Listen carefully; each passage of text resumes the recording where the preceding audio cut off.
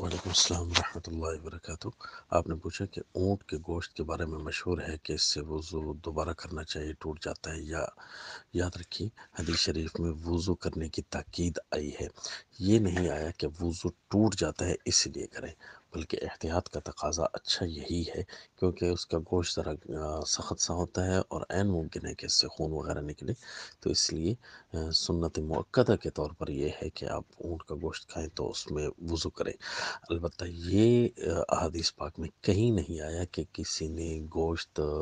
کھایا ہو اور اس کا وضو ٹوٹ گیا ہو، ایسی کوئی بات نہیں ہے، بلکہ احادیث کے اس کے خلاف بھی ہیں کہ رسول اللہ صلی اللہ علیہ وسلم نے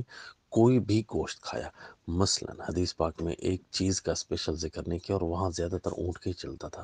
تو بہرحال اتنی بات ضرور ہے کہ اونٹ کا گوشت یا کوئی بھی گوشت کھایا تو اس میں وضو نہیں کیا، تو اب اس کو ایک چیز کا گوشت تو بنا کوئی نہیں سکتا، لہذا عام حدیث پر بھی عمل کرنا ہے اور اس خاص حدیث پر بھی عمل کرنا ہے، تو اس لیے نظریہ یہ رکھنا ہوگا کہ اونٹ کا گوشت اگر کھایا تو وضو کرنا یہ تاکیدی سنت ہے، لیکن اگر کسی کا وضو نہیں ٹوٹا اور اس کا خون وغیرہ نہیں نکلا اور اس نے وضو نہیں کیا تو نماز اس کی ہو جائے گی، کیونکہ یہ احادیث میں کہیں نہیں آیا کہ اونٹ کا گوشت کھانے سے وضو ٹوٹ جاتا ہے۔ السلام۔